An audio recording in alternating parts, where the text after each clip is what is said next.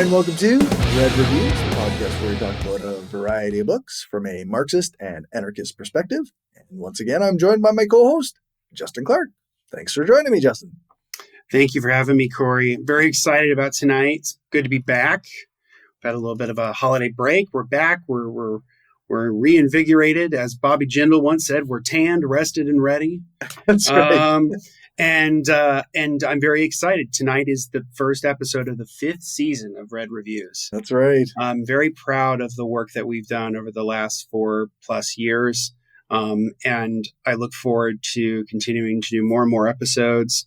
I mean, we may have done up to 100 at this point. I have no idea. I stopped counting them at some point.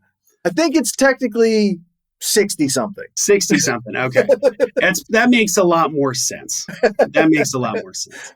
But it feels like 100, like in a good way, in that we've done a lot of different things. For sure. But that sort of brings us to talking about our topic tonight, because we've talked about a lot of different things on this channel and on this series in this show. And we've talked about many different forms of left politics from a variety of different perspectives, from different, aspects of whether it's racial identity or gender or geographical location. But really the one that we hadn't done yet, and it was like going through and realizing, we hadn't talked about this yet. We've gone, this long without really talking about it, is talking about Cuba. Right. And, we've talked a lot about the Soviet Union. We've talked a lot about, certain anarchist movements. We've talked about democratic socialism. We've talked about all kinds of things. We never really talked about Cuba. Yeah. And it's very apropos because there was a big news story that happened today. So we're recording this on January 14th. Yes. And so when this comes out, what I'm about to tell you may be completely reversed. But for now, the Biden administration in its last days in the White House is going to reverse the decision to put Cuba on its state sponsors of terrorism list. Interesting. Wow. So in 2021, actually to go back, so the state sponsors of terrorism list has existed since 1979. And it was started under the Carter administration. Cuba wasn't added to it originally, but it happened later. And then for many, many years, it was on the state sponsors of terror list. And then during the Obama administration, during the last year or two of Obama's presidency, his sort of opening to Cuba, where they removed Cuba from the state sponsors of terrorism list. And then they also started opening up trade and travel and started to sort of have a rapprochement with Cuba, which was, I think, arguably one of the best things Obama ever did. Like, I remember when it happened, and I thought it was a great thing. For sure. And then when Trump, literally in the last days of him being president, put them back on the terror list. Of course. So, and Biden, in a very sort of like symbolic way, is doing his version of that in the last few days. So we'll see but basically there was an investigation looking into like, why do we put them back on that list? And part of it was due to the whole Havana syndrome thing. Oh yeah. So, there were these like State Department people and like US government employees who were like, I'm like chronically ill. And I think it's like basically like a death ray from Cuba.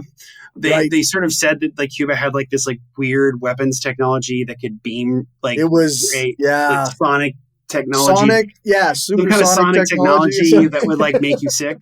Which is very funny because you don't really have to have some kind of weird, crazy like thing to do that.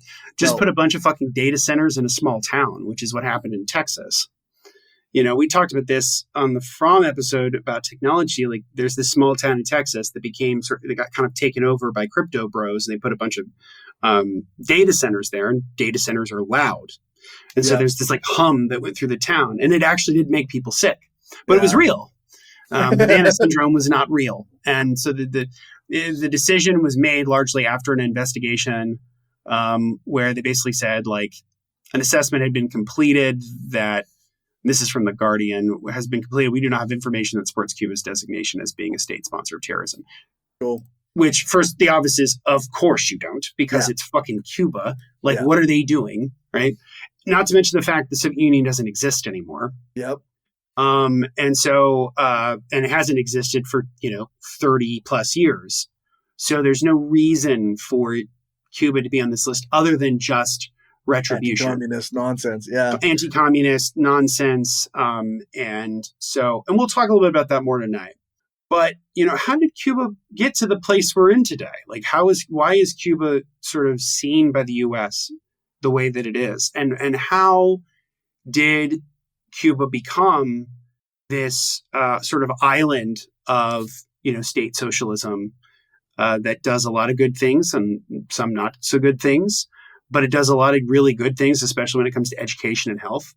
And where it has, higher home ownership than the United States, higher life expectancy in the United States, lower infant mortality in the United States, and it's this small island. Yeah, higher daily caloric intake. Yep, like all this stuff, all these like good health and sort of wealth indicators, and a small, poor island nation of 11 million people does better than the biggest empire on earth. Right. It's kind of interesting, and I think it speaks volumes about what makes Cuba interesting and why people don't have as much of a knee-jerk reaction about it the way they would say about like the Soviet Union. Right. Because Cuba's existence and as a state socialist country is very different than the Soviet experience and was always going to be from the very beginning, based on its relationship to the United States, its relationship to imperialism and colonialism, and its specific context of economic development. Yeah. And so I was like, let's talk about Cuba tonight. That would be a good way to start the season, to talk about something we haven't talked about. And so tonight we're doing the book, The Declarations of Havana by Fidel Castro. So we're talking about Fidel, El Presidente. I would argue one of the coolest people of the 20th century, like bar none. I'm very Viva Fidel. I know one of my colleagues will not like that on Instagram, but whatever. I recognize the very complicated nature of the Cuban Revolution. I recognize that, yes, it is a state socialist society. Yes, it's a single party. Yes. Does it have some more does it have not enough democracy? Yeah. But like in many ways, as we'll talk about, like in some respects, I think it is fairly democratic within the context of a state socialist system. And in some ways, it's actually more progressive and democratic than the United States, which is supposed to be this beacon of democracy, right? I know we probably, it's probably comes as no surprise, but I think that's a very low bar to be more democratic than the United States. So. Yeah, I think it's an extremely low bar. The bar is like it's underwater, like it is in the muck. And I think that what makes Castro this very compelling figure is that, he was born in 1926. He's trained as a lawyer. Okay. And I saw a great clip of somebody talking about how lawyers are dangerous, and it's true in like good ways and bad. I think it was from Navarra Media. And they talked about Fidel Castro was a lawyer. Lenin was a lawyer, right? Right. If you look at a lot of the American founders, whether it's Jefferson or James Madison, they're all lawyers, right? Yeah. They come from a legal background, and Fidel does. And so he's born in 1926. He graduates from the university and starts practicing law in 1950. So he's like 23, 24 years old, which is pretty incredible because like law students don't tend to graduate law school in America until you're like 27, 28. Right. Or a little earlier, depending on how far you do it. But he's very influenced by the Cuban independence movement that begins in the 1890s, led by Jose Marti. And Jose Marti is this independence leader who led to the creation of let me see if I can find it real quick. But basically, they lead to the creation of like a unified independence party. Marti leads the revolution, which is then sort of quashed in the ensuing melee of the Spanish-American War. because to understand Cuba is to understand that it's a colony, that it was a colony. And it was a colony of Spain, and then it was a colony of the United States. Mm-hmm. And so for most of its history, it's been a colony. And it, with all of the horrific excesses that come with that, right? Yeah. So the main crop that was the main cash crop in Cuba was sugar. And so you had these huge sugar plantations that were owned by people who didn't even live on Cuba, or if they did, they lived in the big mansions. And you had, essentially a semi-feudal existence for most Cubans, well through to the success of the Cuban Revolution in 1959. Yeah. And you see that it's typical sort of development where the sort of semi-feudal conditions sort of put existential barriers to the development of trade, the development of capital. And so a lot of the sort of wealthy bourgeoisie argue for independence.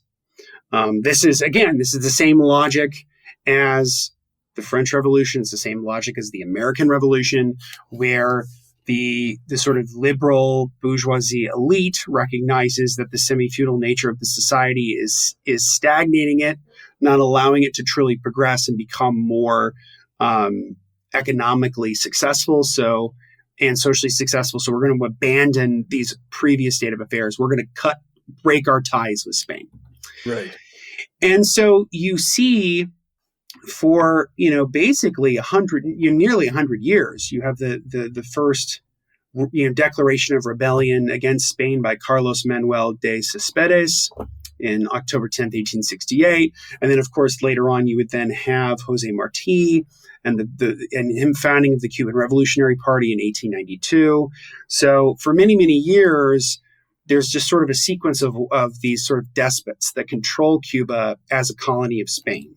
Right. And then you have the Spanish-American War. And to understand Cuba is to understand the influence of the Spanish-American War. So in 1898, the United States declares war on Spain. And over spurious circumstances, a little bit of yellow journalism, a la William Randolph Hearst, and sort of the rallying cry, there was this supposed Spanish attack on the USS Maine. Remember the Maine is like the slogan of the period.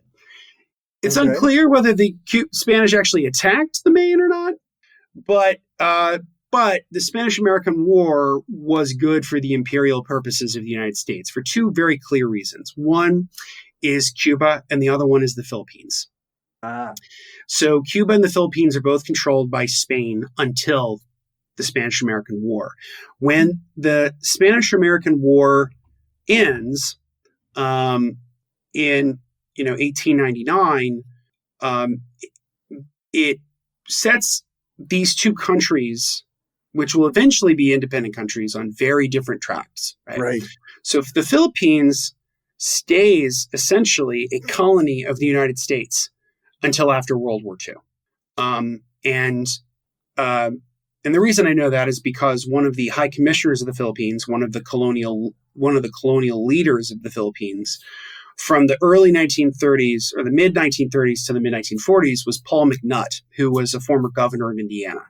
Oh, okay. And so he was also the first U.S. ambassador to the Philippines when the Philippines became an independent country in 1946. Okay. But for many, many years, it was on that colonial track, where it was essentially a colony of the United States. It was a colony of the United States. Cuba was in the same boat, where technically Cuba was independent by 1902. But there was something called the Platt Amendment that was passed around the time that made sure that Cuba would always be subservient to the United States. That if the United States did not like the actions of the Cuban government, the U.S. would come in with force to overthrow that government and to replace it with whatever they wanted. And this happened all the time. Yeah. So it happened, this happened in 1906. 1912, 1917, through the 1930s. And so you see this constant push and pull between Cuba being an independent nation on paper, but really being a neo-colony of being a pseudo-colony of the United States. The United States, from its inception, has always considered Cuba to be its domain. Right. So you can go back to John Quincy Adams, Secretary of State under James Monroe, president in his own right, son of John Adams, who basically described it that way, where he says something along the lines of like, let me find it. But basically he says like that Cuba is something that if let go of by Spain would naturally gravitate towards our interests, much like an apple severed from the tempest of its native tree cannot choose but fall to the ground. Cuba, forcibly disjointed from its own natural connection with Spain and incapable of self-support, can gravitate only towards the North American Union, which by the same law of nature cannot cast her off from its bosom. The Cubans call this theory la fruta madura, the ripe fruit, right? So this goes back to the beginning of the United States. Yeah. And it's not unique to Cuba. As we've discussed, we have the Philippines. At the same time, you also have San Domingo. When Ulysses Grant was president, and he was president from 1869 to 1877, he wanted to annex San Domingo, which is Santo Domingo, which is the Dominican Republic and Haiti, that island, right? What would become the Dominican Republic. To annex that island as a state, as a U.S. state. And he spent a tremendous amount of political capital trying to get it done and never could. Right. But to this day, the effects of that are still there in the sense that if you think of Haiti as an example, Haiti is another country where, like Cuba, the U.S. never forgave it for its own revolution, which was the first revolution led by, enslaved blacks in the Western Hemisphere. Yep. Well, eventually, we'll probably do the Black Jacobins by C.L.R. James on this show at some point. We're going to do C.L.R. James later in the year, but we're going to do a different book. So the United States, pretty much from its inception, always had Cuba as a connection of its U.S. empire. It was always seen that way. But the Cuban people didn't. And there was always this tension between the people who ruled the country and the people who lived there. As it would be, right? Yeah. And sounds like that makes sense to me. And so in sort of all of this, you have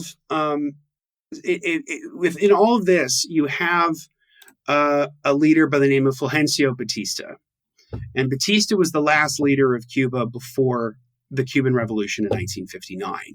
He was heavily involved in the independence movement in the 1930s, and he was brought to power in the 1930s in some democratic elections. And then in order to sort of stave off a more revolutionary party from taking power in 1952, he does a coup and installs himself as the president of Cuba. And this is where all of the stuff that I've just talked about comes together in the July 26th movement. And before I get to that, let's open it up to people who might have put questions, comments, people who are... Sure, yeah. Some Random Geek has been active here on YouTube, talking about the USA never liked Cuba ever since they became communists. That's true. And part of that comes to the fact that the United States always saw Cuba as something that they owned. Yeah. And what the Cuban Revolution represented and what that movement represents is a defiance of U.S. empire. And that's a no-go. But despite the challenges of that, they've been successful as a country for nearly 70 years as an independent nation. So that's something to be said for that. Warts and all, but I think there's something to be said for that. Speaking of lawyers, John Adams was a lawyer too. Bingo. That's right. Let's see. Damn you, settler colonial. Shakes their fists. It's true. Yeah.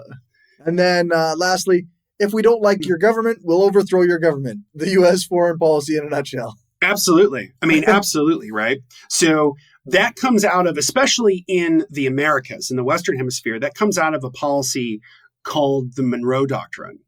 Right. So the Monroe Doctrine, which was under President James Monroe, but was written by John Quincy Adams, who was Secretary of State, essentially said, and its intention, some of its intention was decent, but it also had an ulterior motive, which was that if European countries invaded America, like if they invaded the United States or they invaded Latin America, the United States would go after them and get them out.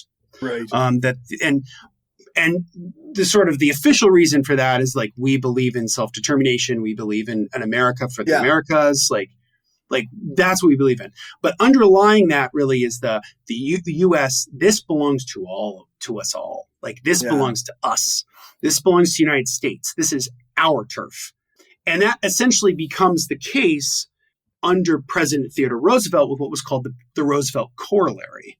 Okay. And what the Roosevelt Corollary said was basically it reaffirmed that point, which is that, not only will we go after you if you try to invade as a European country, but at the same time, any governments which may be disadvantageous to the United States will take you out too.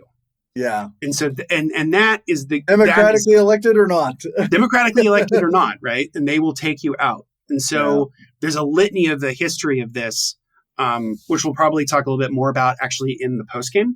But yes, that's absolutely right. Yeah. If we don't like the government that you have, we will come in and put in one we want.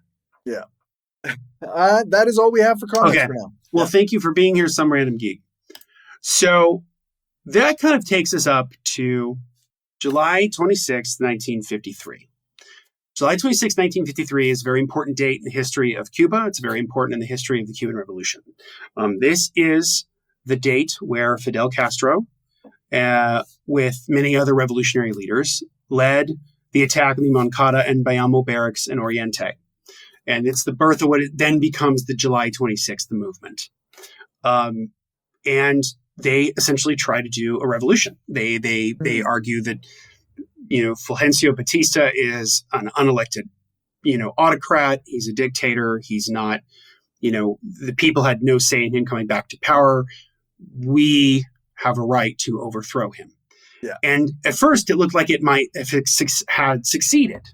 Unfortunately, it did not. And what happened within a few days is that they're all arrested and they go on trial. And they would be sentenced, including Castro, would be sentenced to 15 years in prison. But he was actually let out of prison a little over 2 years later, and then goes to exile in Mexico, and that's where he meets Che Guevara. And then a few years later, they try it again. Right. And on January 1st, 1959, they succeed. And so that's kind of a very Cliff Notes version of how that works. The reason I say all of this is because the three texts that make up the book that we're talking about tonight are about very crucial moments in the history of Cuba from the revolution on. Okay. So there are three main written statements from Castro that are in the book. The first one is known as "History Will Absolve Me," which is most people know that. Then that's the longest one in the book. The first Declaration of Havana and the second Declaration of Havana. And what you can see through the trajectory of his speeches is he gets more radical. So in "History Will Absolve Me," he's much more of sort of like a democratic nationalist. He's arguing for an independence movement predicated on democracy. In the first Declaration of Havana, he starts kind of describing the revolution's sort of socialist character. And then by the second declaration, it's Marxist-Leninist, we're communists. That's it. Right. And that we're uniting the Soviet Union, so on. And all of those happen as a result of very specific things, right? So his "History Will Absolve Me" speech is he defended himself in court in the fall of 1953 after he had been arrested for trying to lead a revolution on July 26th. And so that, of the three, It might be the most interesting one just because it's like, one, it's really long. It's kind of a Right. manifesto. And what you realize is that it is a manifesto. And the reason why is because had they succeeded, this is what he would have said to the people. Like this would have been his like, we won. Here's what we're saying. Here's why we're Right. defending a revolution. Well, when they ended up being arrested and they didn't overthrow the government, then the manifesto that would have been used in the event of the revolution ended up becoming a part of his defense. Ah. And you know, Fidel has what you would describe as, you know, I think Vijay Prashad and Noam Chomsky describe it as an epic style. Okay. You know, he can talk on and on and on and on and on. Like there are legendary stories of him going on state television in Cuba, you know, after the revolution and talking for like 3 hours. He was like, Wow. I'm going to speak for you a few minutes tonight about something. And then he would proceed to talk for 3 hours. And part of that was his sort of encyclopedic knowledge. As a lawyer, he had learned so much about legal and political theory. And History Will Absolve Me is, of the three, is the one that has the most like explicit political theory in it. Okay. You know, but it's not explicitly Marxist. The second declaration does have political theory in it, and it's explicitly Marxist. Okay. But the other two are not. And so, you know, he basically lays out in History Will Absolve Me why they did the revolution, why they thought they needed to, and defended himself and why he shouldn't go to prison for it. And his main argument is that under the 1940 Constitution of Cuba, if the government is not representative of the people, it is the right of the people to alter or abolish it, in the words of Thomas Jefferson. He even quotes Thomas Jefferson in History Will Absolve Me. He quotes the most famous part of the Declaration of Independence. And he quotes a ton of other thinkers from medieval philosophy through Thomas Right. Jefferson and Thomas Paine, why our revolution or our attempt at revolution was legal under the Constitution, because Batista was an unelected dictator who took power by force, and he wasn't chosen by the people. Therefore, we have a right to overthrow him in the name of the people. That's the argument. And of course, he has like, and it's written in a very sort of like romantic style. So there's a great quote at the beginning when you hear this. It's like, you know, it's very sweeping and it's very emotional, but it's like, when men carry the same ideals in their hearts, nothing can keep them isolated, neither walls of prisons nor the sod of cemeteries. For a single memory, a single spirit, a single idea, a single conscience, a single dignity will sustain them all. Like it's very, you know, this is somebody who really genuinely believes that he kind of has like the wind of history at his sails, which he did.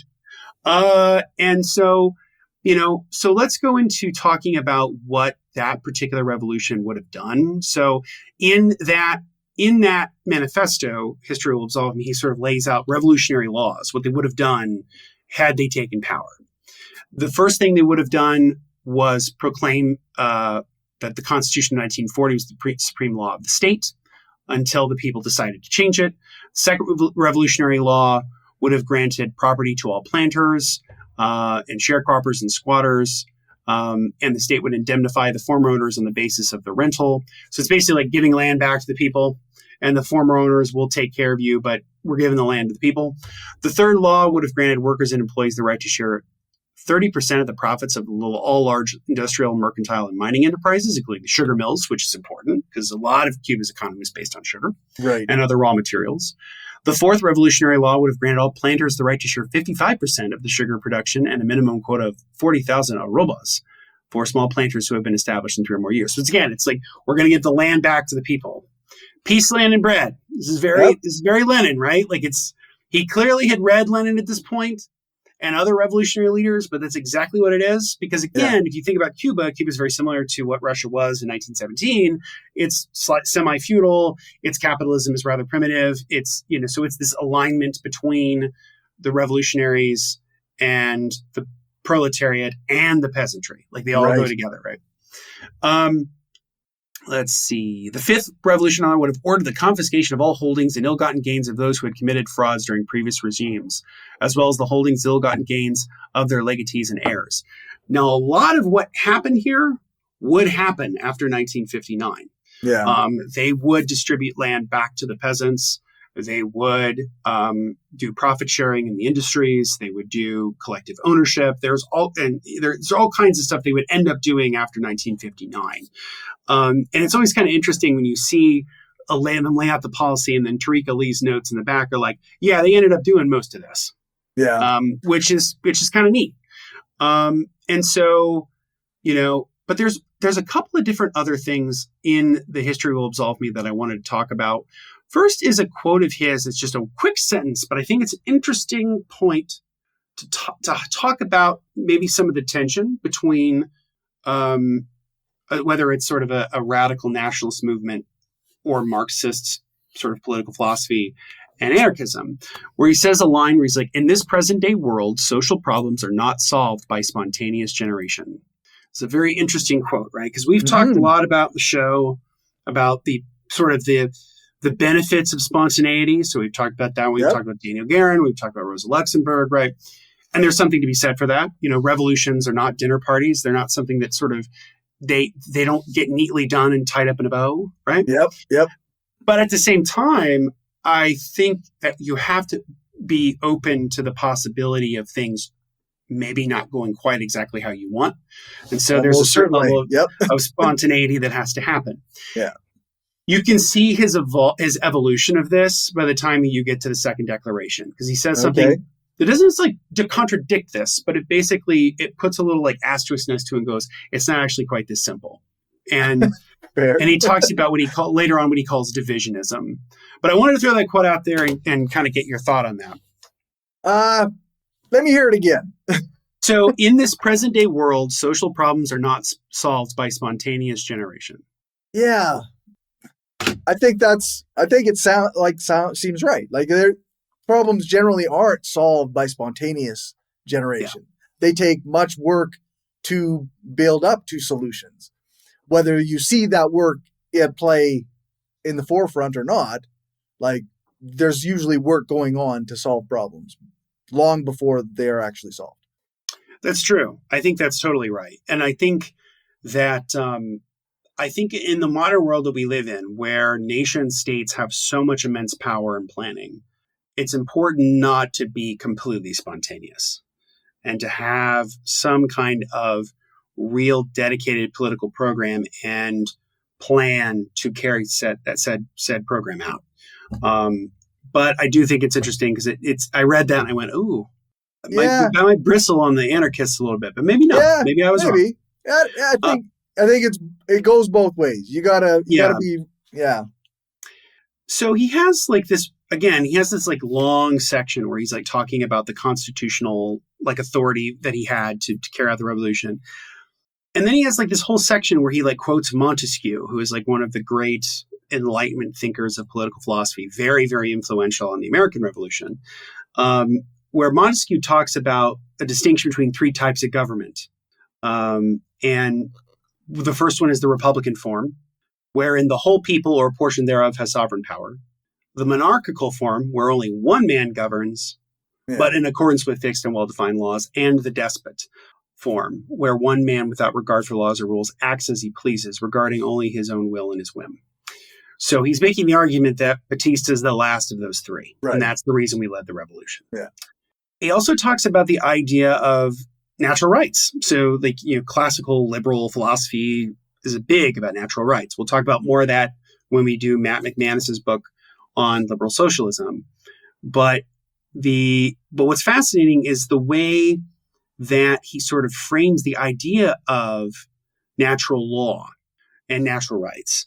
So he quotes John Locke, the famous Enlightenment philosopher, English philosopher who inspired the Declaration of Independence.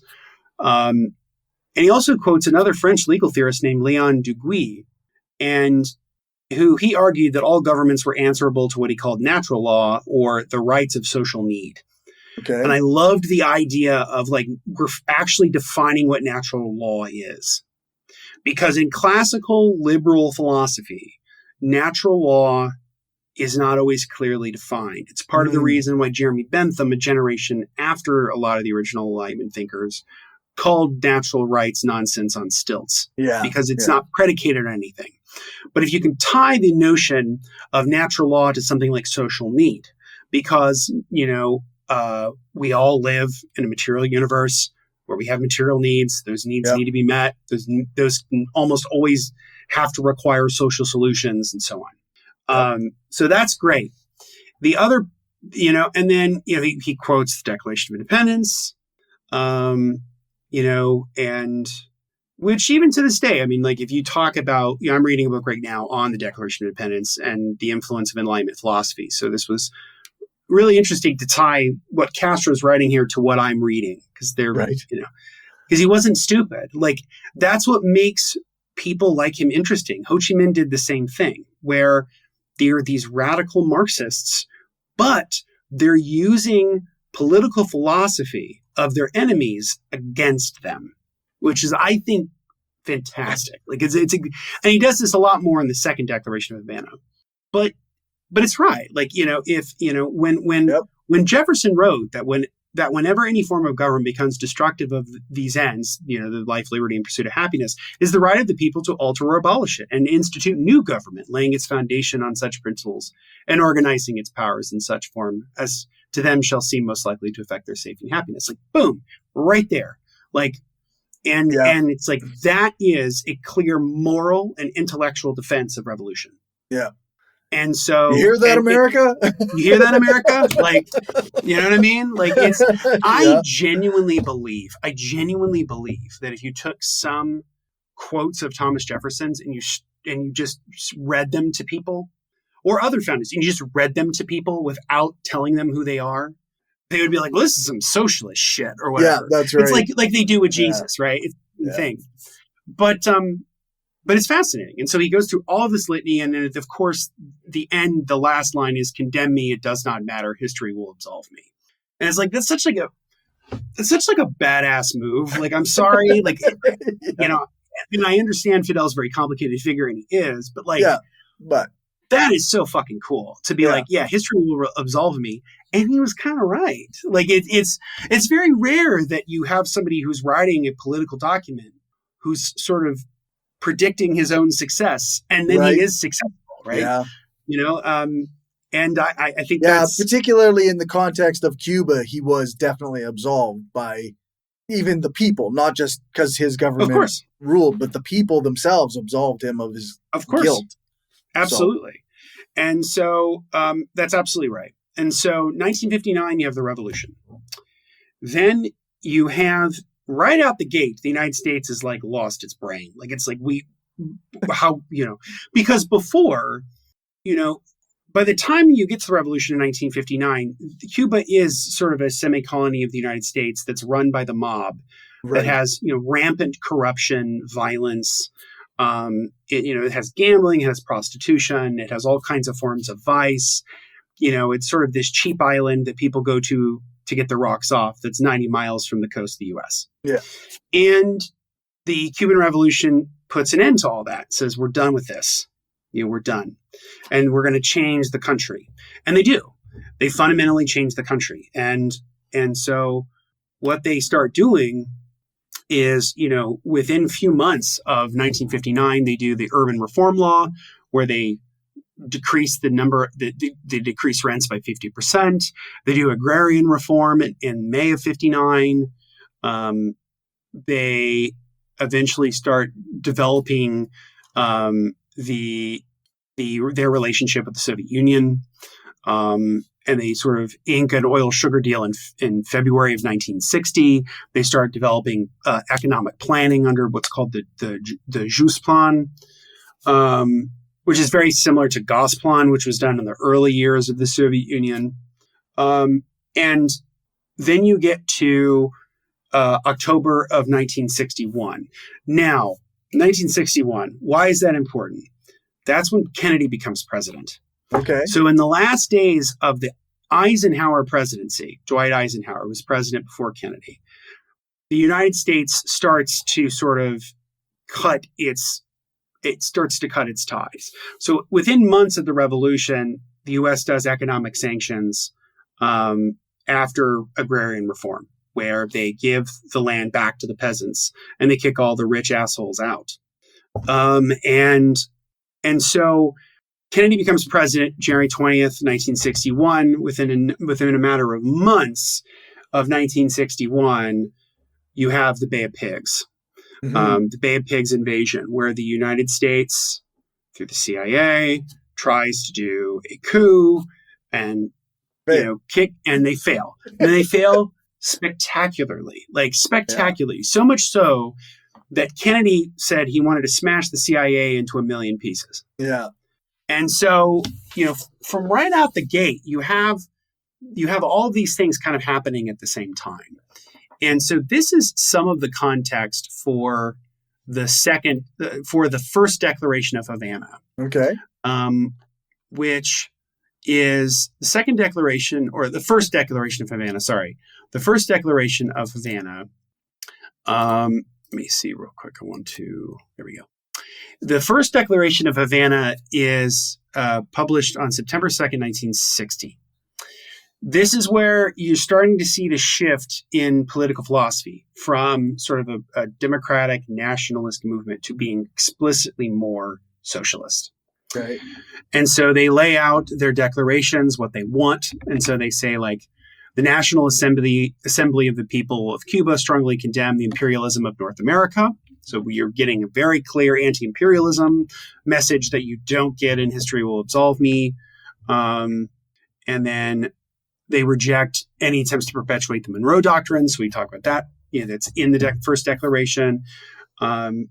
They officially sort of accept help from the Soviet Union. General Assembly of the People of Cuba declares the spontaneous offer the Soviet Union to help Cuba if our country is attacked by imperialist military forces. Cannot be considered an act of intervention, but rather an open act of solidarity. So what's interesting is the Soviets are like, if the U.S. tries to do any kind of shit, we'll back you up. Right. And so when the Bay of Pigs happens, Castro goes to Khrushchev, is like, you going to help me out now? And he's like, yeah, I'll help you out. And that causes the Cuban Missile Crisis, right? Right. Which, by the way, I mean, part of the reason why the Cuban Missile Crisis happened was the belligerence of the United States. Of course. If the United States had just let Cuba do what it wanted to do, wouldn't have had a problem. But they had to do the failed Bay of Pigs coup, and then they moved ballistic missiles in Turkey toward the Soviet Union. And the Cuban Missile Crisis happens in October of 1962. An agreement is made between Kennedy and Khrushchev. It basically says, okay, we'll pull missiles out of Cuba if you pull missiles out of Turkey. And Kennedy's like, done. But don't tell the public I did that. Yeah. And Khrushchev, to his word, never did. He didn't say it out loud, even though everybody kind of knew that was the case. And by the time that the documents were declassified, people knew it was actually going on. They realized, oh, yeah, of course. So the early years of the Kennedy administration are extremely chaotic because Kennedy kind of doesn't know what the fuck he's doing. Which is that's a great way to describe his presidency in a nutshell. He just had no idea what the fuck he was doing. And so that's the thing that's fascinating, is that you're seeing this more radical character. And I think the last thing I'll say is, they talk about the right of peasants to land, the right of the workers to the fruits of their labor, the right of children to receive education. They talk about all of these like positive rights at the end of the Declaration. The right for students to receive free instruction, the right of Negroes and Indians, a full measure of human dignity, the right of women to civic, social, and political equality, secure old age, right of intellectuals, nationalizing imperialist monopolies. Like, it's all, they're laying out like what we're going to do. Yeah. And it becomes explicitly more socialist. And what you see is that within days of the Cuban Missile Crisis in April of 1961, the Cuban government and Castro officially say, yes, we are a socialist government. That is our goal. So that's the first Declaration of Havana, which is short. It's short. Second Declaration of Havana is not short, but it's not as long as History Will Absolve Me. Okay. And before I get to that, do we have any comments? We do have a few comments. Let's see. Let's bring up Greeno Beano 1. I've been watching y'all whole backlog. This is surreal. Well, thank you. Thank you so much. If you have like any questions or anything you'd like to ask us about a specific episode, feel free to reach out to me. You can reach out to me at my website. And with any other questions you have about our backlog. And also, Bino One says, I think Castro's Cuba is the one I know the least of. I've spent most readings on Maoist China.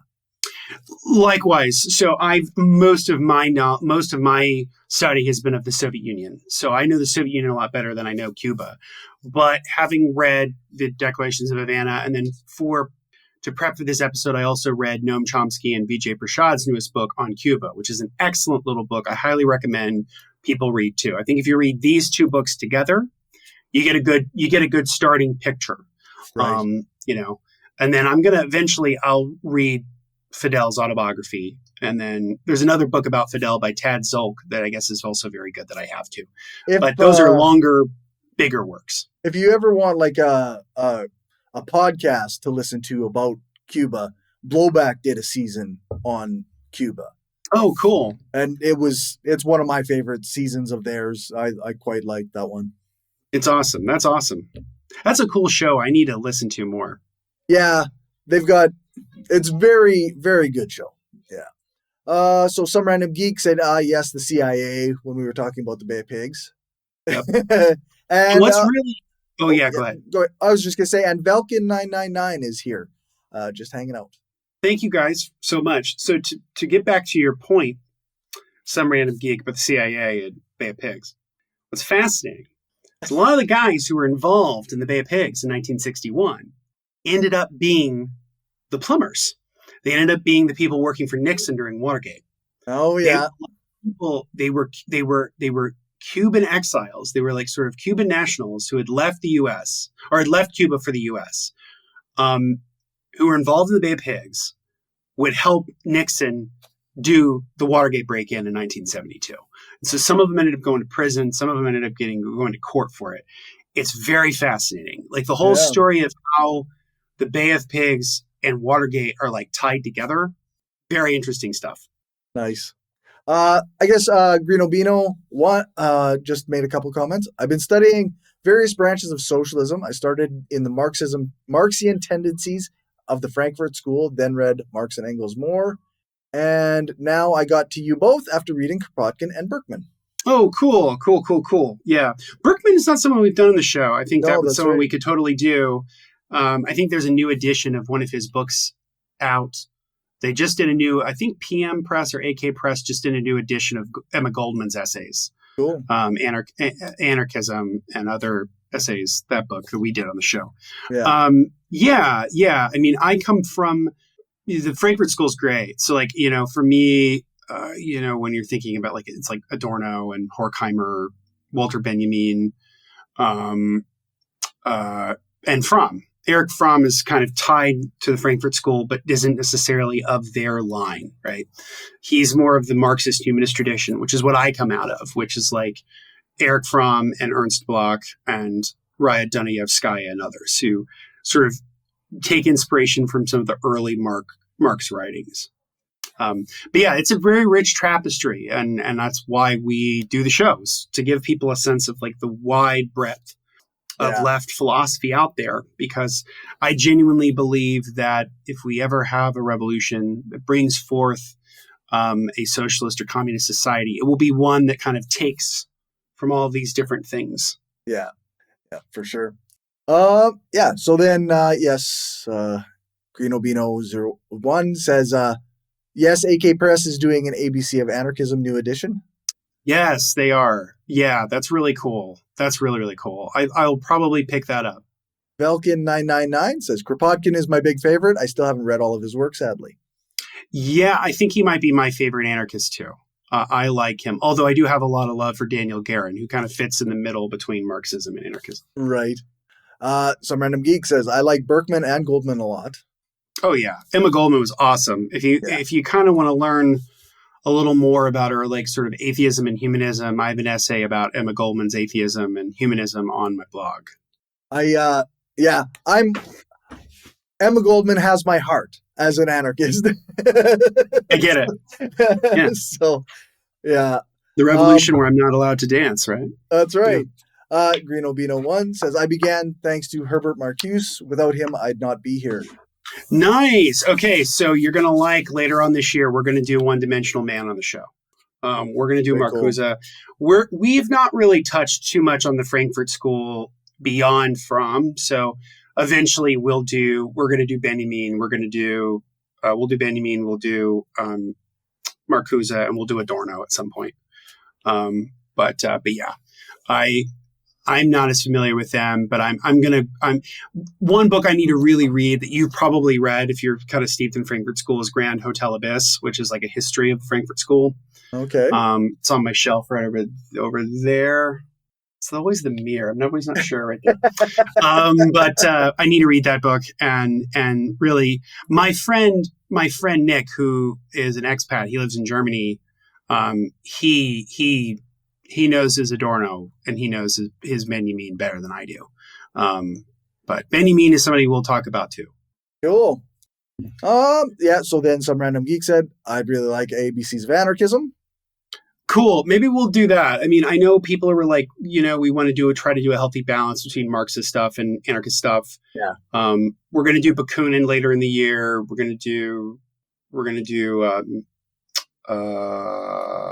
my brain just like fell out. Oh, we're going to do a really interesting anarchist thinker that I've written about before named Voltairine de Cleyre. Yeah. We're going to do a book. I just got a book of hers. It's called the Voltairine de Cleyre Reader. We're going to do that because I do genuinely try to be like diverse, and she sort of ticks two boxes. Ooh, she's an anarchist and she's a woman. Great. Yeah. Because I don't want them to all be dudes, and I don't want them to all be white. All to be white dudes. Yeah, it's like we'll do CLR James because CLR James is probably, arguably, maybe the best Black Marxist. I mean, arguably, maybe. And other than maybe W.E.B. Du Bois. Du Bois is definitely the greatest African American Marxist, in my opinion. Maybe male, and then Gloria Jones might be the best Black female Marxist. She was pretty badass too. But anyway, again, it's like a whole tapestry. There's a whole genealogy. That's right. If we, I guess we got more comments. If we want to keep going, we can do a couple more, and then we'll get to the last declaration here. So Green Albino 1 said, yes, ODM changed how I viewed the U.S. concept of democracy forever. Yeah. And Grand Hotel Abyss is a good one. Yes, that's definitely a book I look forward to reading. Just for my own edification, I might be dumb. What is ODM? One Dimensional Man? Oh, yes. Marcuse. Yes. Okay. And of course, he was very influential on Angela Davis, right? So we've done Angela Davis on the show too. Yep. Yeah. And Marcuse is one that like sort of right-wing chuds love to bitch about. So that's always kind of that'll be a fun one. Of course, yeah. All right. I think we're caught up. Cool. Well, for the most part, yeah. For the most part. Okay, cool. Maybe we'll do a few more at the end. So the last declaration is the Second Declaration of Havana, which happens on February 4th, 1962. This is where it's very clear that this revolution is not just Marxist, it is Marxist-Leninist in character. Within a few years, there would be the founding. Let me see. I want to get this right. Yes, the Communist Party of Cuba would be founded in October of 1965. Okay. So there is this transition that happens pretty early on where we sort of go from radical nationalist to socialist to communist very clearly within a short amount of time. Part of that is, of course, the influence of the Soviet Union, the fact the Soviet Union became a major economic and military partner with them. And obviously, we've talked ad nauseum on the show about the Soviet Union, its own problems, right? Yeah. But what's interesting is that the Cuban Revolution tried in many ways to correct a lot of the mistakes that the Soviet Union made in its earlier revolutionary period. Okay. And what's interesting is in the notes, it's important to know what's our context. So in Tariq Ali's excellent notes, so between the first declaration and the second declaration, Cuba had broken relations with the United States. That was January 1961. This is like either right before Kennedy is in office or he's already in office. And largely over the failure to compensate U.S. citizens and companies for expropriated property. And then... Fuck 'em. Yeah, fuck them. My attitude is fuck 'em. Yeah, absolutely fuck them.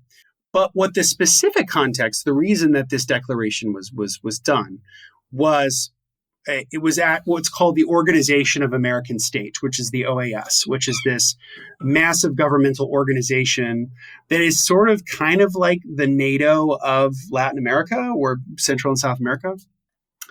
And at its Punta del Este conference on January 31st, 1962 in Uruguay, it voted to expel Cuba from the organization for having violated the OAS principles in its totalitarianism and its economic policies. So, yes, it is Marxist-Leninist. Yes, it is state socialist. Yes, did they eventually ban opposition parties? Yes. Did they jail opposition leaders? Yes, they did, right?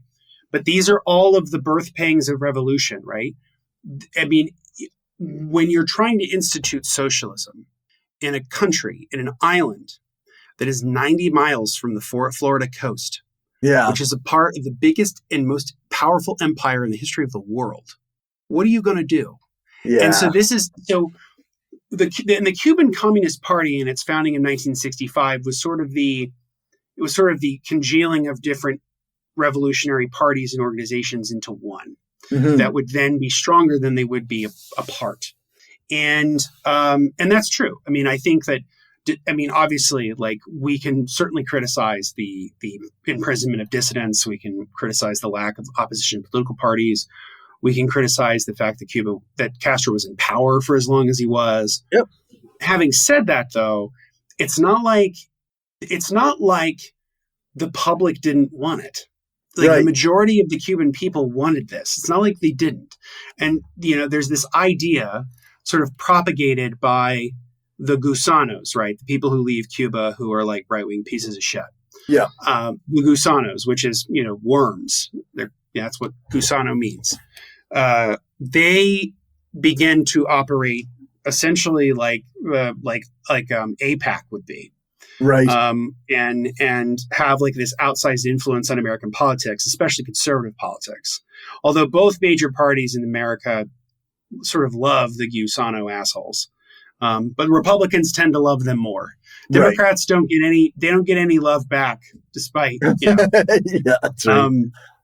So that's the context of the third declaration. So what's interesting about the second declaration is it's clearly, he goes back to the beginning with Jose Marti. He names explicitly the problem, which is imperialism, U.S. imperialism. He explicitly ties the Cuba to the third world, rather than the Cuba being sort of seen as a colonial appendage of the United States. It's sort of, or being merely a colonial appendage of the Soviet Union. It's sort of going this third route where it's saying we are a part of the third world. Our lot is with them. So in the early 1960s, you have the wave of decolonial movements all throughout the world, right? India becomes independent in 1948. You have the independence of many other nations, especially in Latin America, during this time.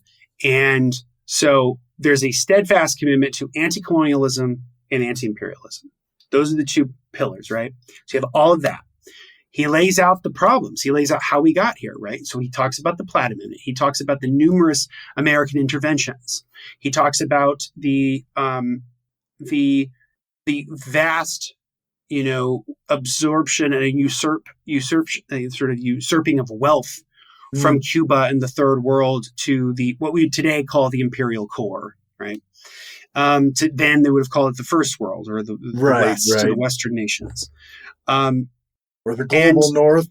The global North, right? And what's fascinating is when he kind of lays it out just purely in numbers. So he has one quote that's great. It's like between 1945 the end of World War II, in 1957, more than 1.2 billion human beings won their independence in Asia and Africa. The bloodshed by the people was not in vain. And he's right.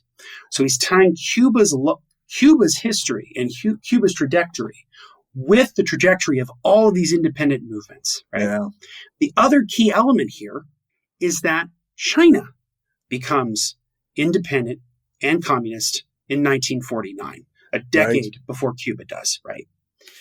And so if I'm a U.S. State Department policy planner, maybe I would be shitting a brick if 4 years after the World War II, the most populous nation in the world goes communist. And then 10 years later, an island nation 90 miles off the coast of Florida goes communist. Yeah. That might make me shit a brick. I understand that.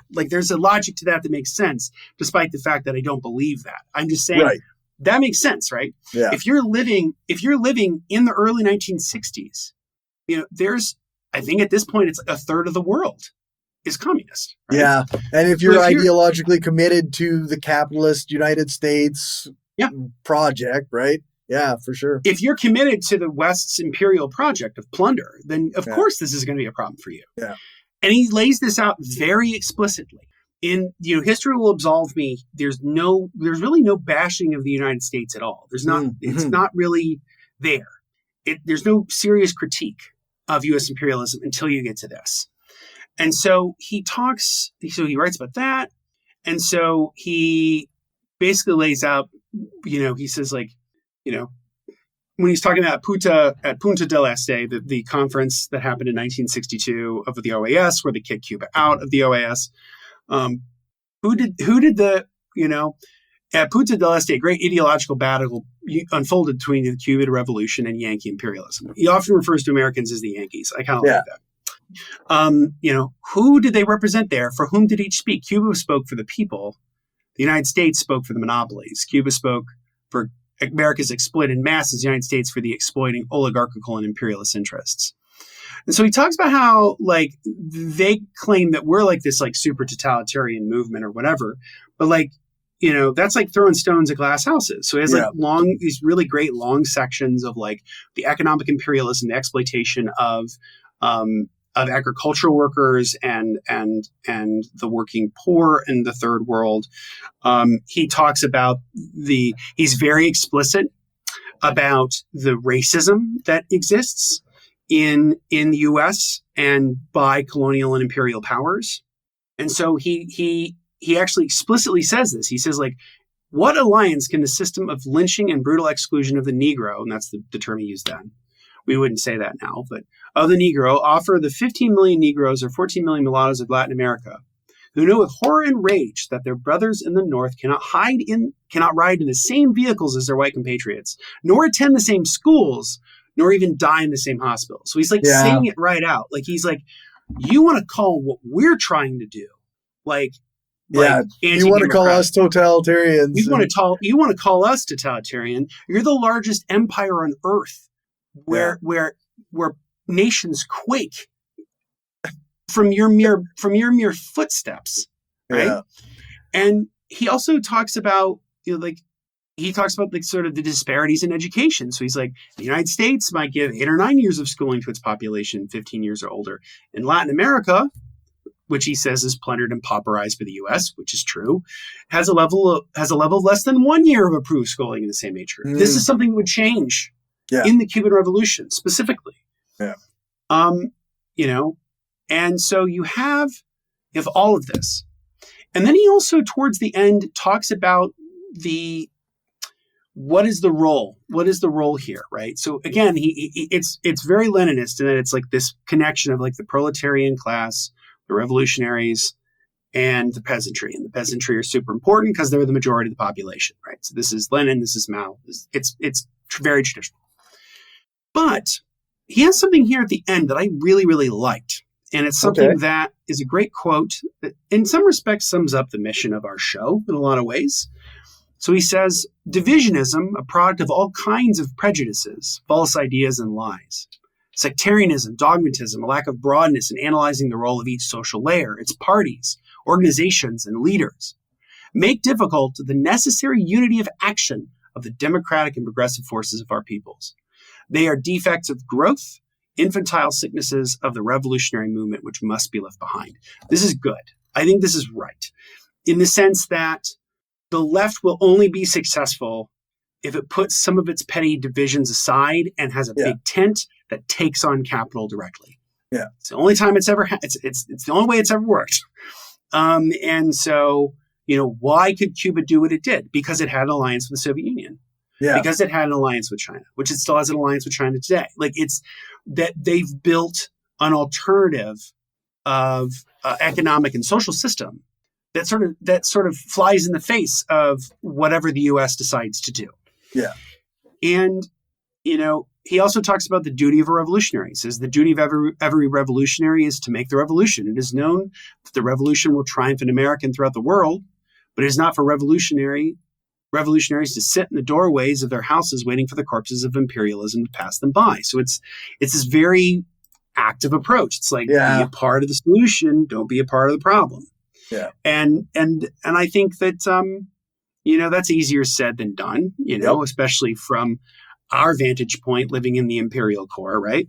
Yeah. But I think that this idea of, using the role of revolution to constantly think about revolution. I mean, this is the necessity of revolution. This is Lukács, the Marxist thinker, wrote a small book on Lenin.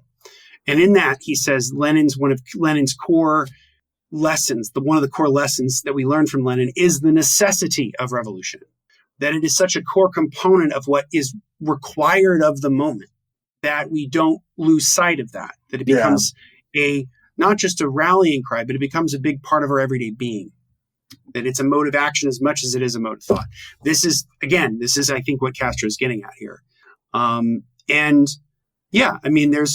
lays out like the history of Cuba in the second declaration, explicitly on like historical materialist lines, where he like lays out, a la Marx, like it goes from feudalism to capitalism to socialism. Like, he's laying it very clear, and he's like, this is how we're in different stages. So it's very Marxist in that regard. And what we see is what is Cuba today, and I think that's the key of where we are. So I'll give some general reflections on sort of that. But we'll talk more about Cuba sort of post-revolution in our post-game tonight. Cool. But I think, to sum up, what makes Castro compelling is he is very good at tying the sort of intellectual argument for revolution and for socialism with a very strong moral argument. And I think that's something the left can learn from. Is sometimes we become too moral and not analytical. And other times we become too analytical and not moral enough. Right. And I think the way to appeal to people is to have that kind of mix of both. Yeah. And I think that that's what makes him compelling. Obviously, he was also just like a larger than life personality, and incredibly intelligent and thoughtful. But he was willing to hear people out. So, for example, and I will share this story, Noam Chomsky, the great leftist dissident writer, influence of us all, right? Yeah. He has been to Cuba multiple times, and is very supportive of the Cuban Revolution, what we would call critical support, right? Yeah. And he's spoken with Castro. He's talked with Castro about some of his concerns, and Castro heard him out. It's not something you could say, like if you wanted to go to Secretary of State Antony Blinken and lay out your concerns, they would shut you up. Yeah, that's right. So say what you will about Castro, he was willing to listen. Even if you're Noam Chomsky, they would. Even if you're Noam Chomsky, he's willing to listen to you. And that in and of itself goes back to that lack of divisiveness, that not buying into dogma, the listening to others, right? Yeah.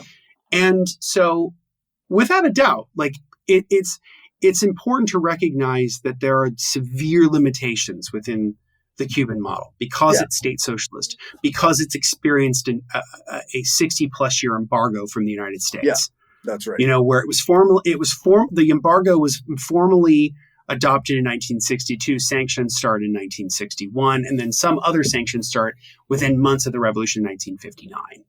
But the formal policy of the embargo has been in place since 1962, and nearly every year, except for 2020 under COVID, Nearly every year, the United Nations does a vote on whether to abandon the embargo on Cuba. And every country either votes yes or they abstain.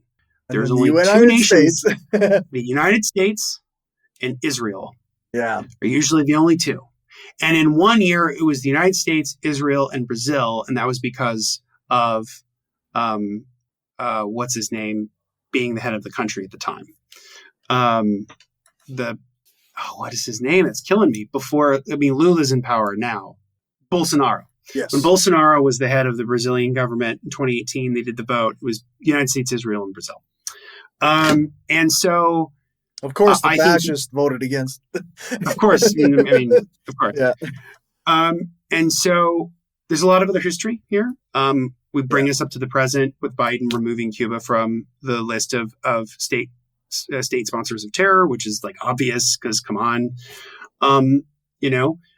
today the head of the Cuban government and the head of the Cuban Communist Party is Miguel Diaz-Canel, who is, I think, a very interesting figure. I think he's both committed to the revolution, but is also a serious reformer. And I think it was either a year or two ago, there were sort of anti-government protests that were likely instigated by the U.S.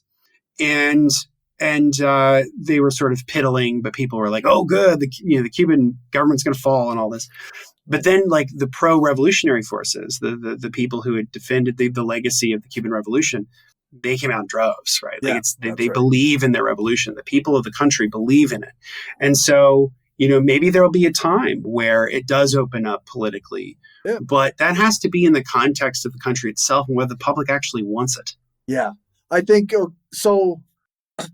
I'm remembering it incorrectly, but I think there was even a relatively recent vote on whether or not they should stay like a socialist program, stay a communist country or a state socialist country. And overwhelmingly, the people voted in favor of maintaining the revolution. Yeah, so, exactly. And say what you will. I mean, you can say that's a limited form of democracy, but it's no more limited than the democracy of the United States, where we only have two parties. Yeah. Because that's super democratic. And as Julius Nyeri said years ago, the United States is also one party state, but in typical American extravagance, it has two of them. Yeah. They're both on the side of capital. They're Chomsky and Prashad referred to it as like the accordion effect, where both major political parties are going to be against Cuba, but their policies will wax and wane, kind of like right. Like an accordion would, depending on tactics, right? So the Democrats are, but that's changing. I mean, as I said at the beginning of the episode, I think Obama did a lot of good in trying to open up the U.S. to Cuba. And I think that was the right decision. And I think Trump's decision to sort of double down on not being a part of that is and sort of siding with the Gusano trash is that's bad. And unfortunately, I think what's probably going to happen is that Biden will remove them from the list, and Trump will probably put them back on the list. But the fact that the Biden administration has made this decision, I mean, it's too little, too late, but it's the right move. And I think like the Cold War is over. The Cold War has been over for 30 years. The United States has a direct, permanent, normalized relations with China. It has normal trade and economic relations with Vietnam, with Laos, other communist countries, other Marxist-Leninist states. Yeah. Why can't we do the same with Cuba? Yeah. And I think the big reason why we don't is because we believe that Cuba belongs, that not we, the United States believes that Cuba belongs to it. Yeah. That's why, because it's a country that is advocating an alternative model of governing and economic development that is not what the United States wants. And it's right in the United States' backyard. And that's why they hate it. That's why they hate it so much. And the most powerful empire on earth could not stop the revolution of 11 million people on an island like Cuba. Yeah. That goes to show you not just the strength of the Cuban people, but the absolute weakness and fecklessness of the United States and its empire.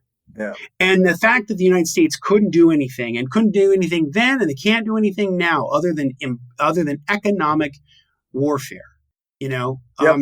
and treats Cuba with such contempt is indicative of why the U.S. empire must end. In order for the human race to flourish, in order for the world to thrive, the empire of the U.S. has to die. I say this all the time, but it's really true. And Cuba gives us a roadmap to get beyond that. You know, it's imperfect, of course, but it's a roadmap. And it's one that I think is worthy of learning from, if not championing. So, for sure. you know, not to mention like the fact that they have some of the best health outcomes in the world, that some of their medical facilities and their medical training is almost second to none.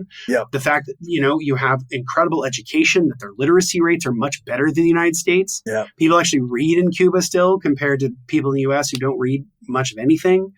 You know, that there's much better social family policy. So they voted on a new family code in 2022.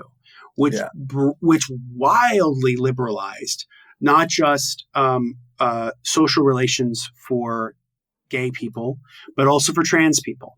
That's big. I mean, their social policy, their official government social policy is way more progressive than I would say almost maybe any European country, and definitely the United States.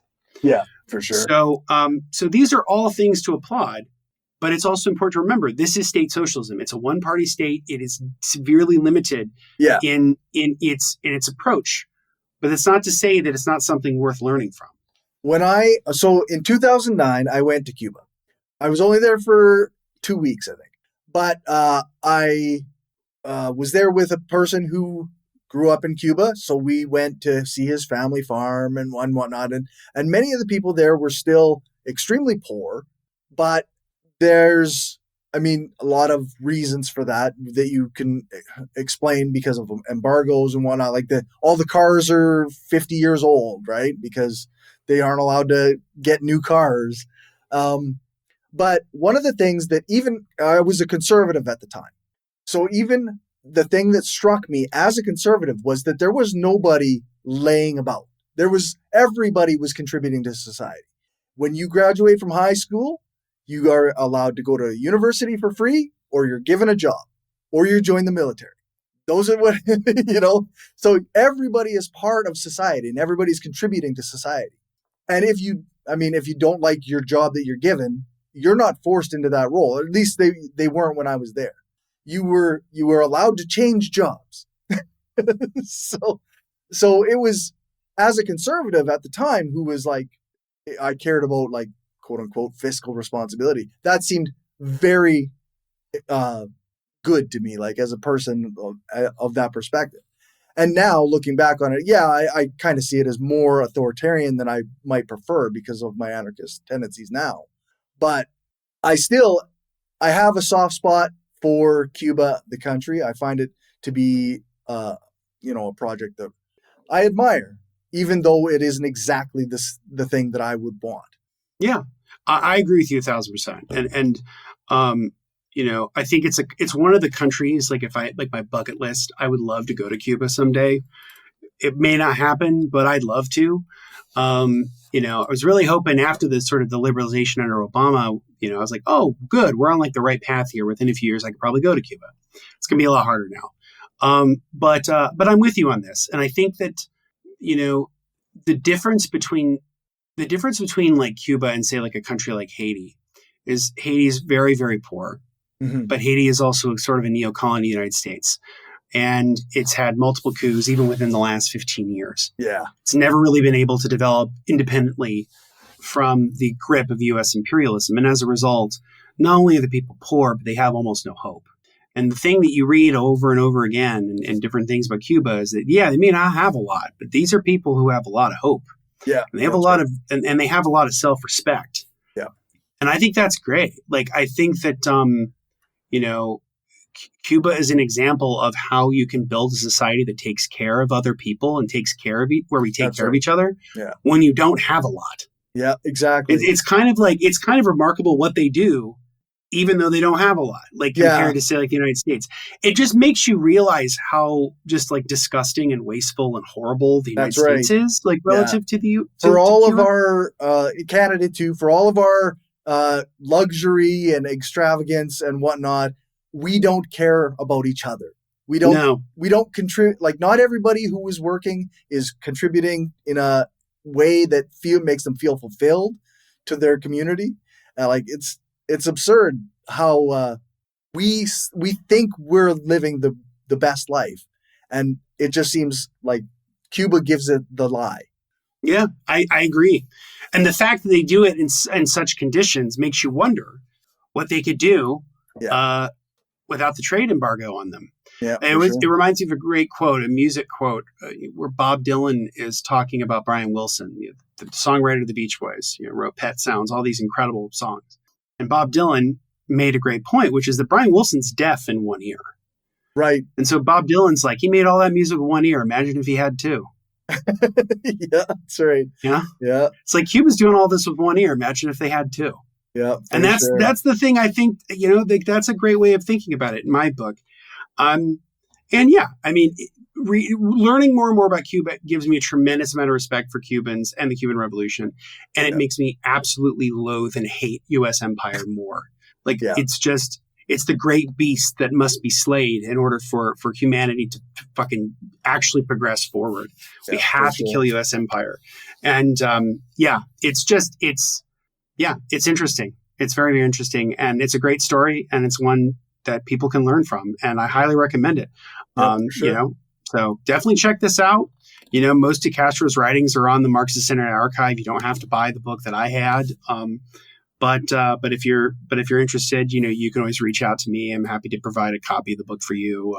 You can reach out to me at my website if you want something, and I'm free to provide any other resources that you'd like. Very cool. I guess there was a couple comments just near the end here.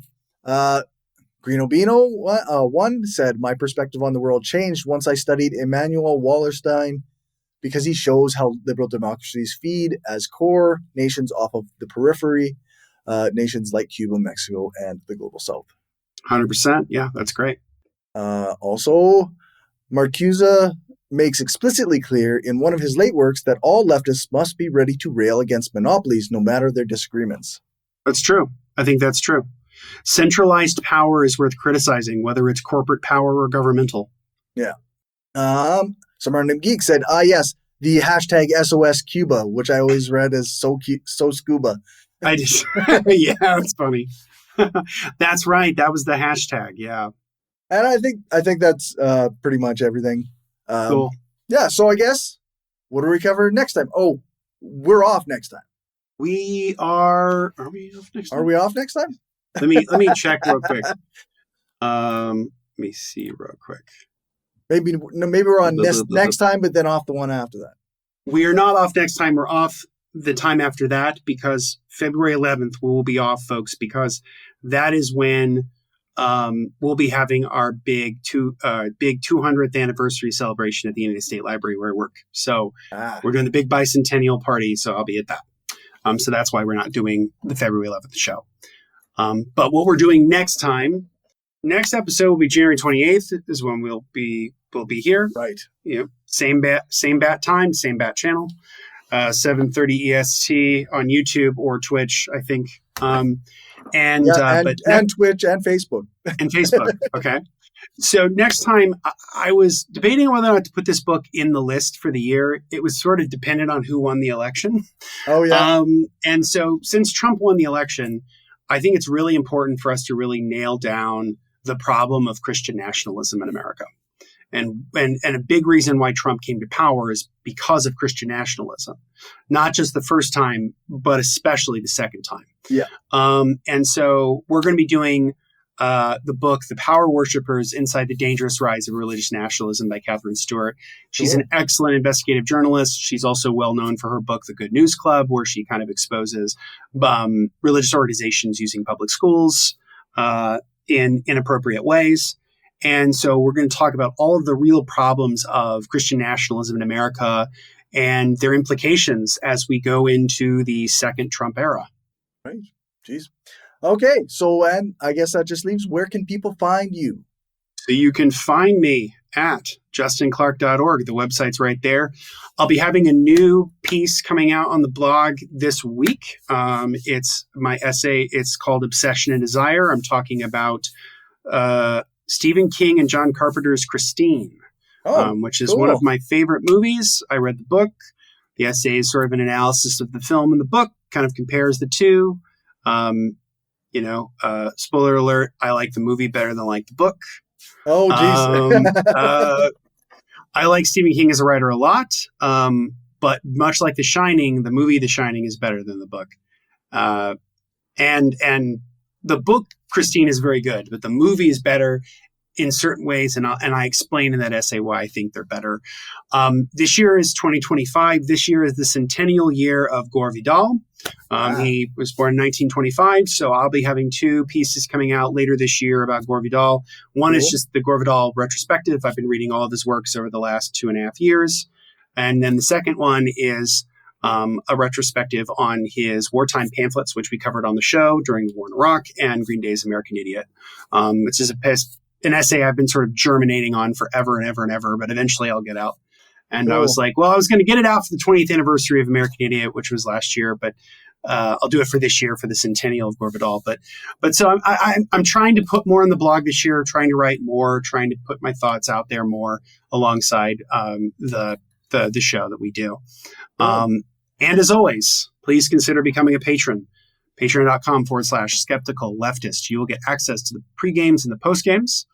And we're really trying to make the post-games like super quality content. Like usually, like in the past, it was just sort of us shooting the shit on current events, and that's fine. But we're trying to make them very like clear, do a little bit more focused now. Do more focus now, and then like in the future, we can sort of cut them and make them episodes in themselves. So that's right. So I think that'll be pretty exciting. So please consider supporting the work that we do. Yeah, and if you sign up now, you can go and vote for what date maybe you can't now. Maybe the timeline is the timeline might be messed. Yeah, if you're listening to the live version, if you're here now at the live version and you become a patron, then you try and vote. Go try to vote on when we're going to do our Patreon patron only live streams. We're going to try to do one of those a month. Once a month, we're going to do a patron live stream where it's like an office hours. You can come and ask questions. Sometimes we'll come in with topics. Sometimes we won't. I've thought about doing one of the Patreon only episode live streams that we do about Walter Isaacson's book on Elon Musk. I've thought about doing that and kind of learning more about like the myth and the legend of him versus who he actually is, which is a total piece of shit. But yeah, so I've thought about doing that. Let us know. Become a patron. Leave it in the comments. Let us know if you think that's a cool idea, if you think it sucks. But yeah. Definitely check it out. All right. Thank you everybody for your comments and for being here with us tonight, and have a good one. Thanks everybody. All right, folks, that's all for now. Thanks for watching or listening. Remember to share this show with your friends or on the social media site that you use the most. Thank you to everyone who supports this show on Patreon. I really appreciate it, and it helps me keep the power on. Thanks to my top patrons, Damian Marie at Hope, Some Random Geek, Justin Clark, Dan F. Smith, and Lisa Glass. And thank you to my new patrons. You can stay tuned for the list of patrons at the end to see your name listed. If you aren't a patron and want to contribute, you can do that at patreon.com/skepticalleftist, or you can send a one-time donation to buymeacoffee.com/skepticallefty. I also have a Substack where you can subscribe for free or you can donate per month. And lastly, you can get a paid subscription on Spotify that will give you the same access to bonus content and extra long episodes. If you can't contribute financially, then I would like on YouTube or a 5-star rating and a review on Apple Podcasts or one of the podcast review sites like Podchaser would be great. If you want to find more from me, then make sure to check out the show notes for links to all my stuff, or check out my link tree. It's linktr.ee/skepticalleftist. That's where you can find all of my social media spaces and communities. You can also email me at mindofaskepticalleftist@gmail.com. Thanks so much for listening or watching. Make sure to leave a comment on the video. Join your local org print off some posters or pamphlets, and spread the propaganda. Also, stick around for a clip from this episode's post-show chat.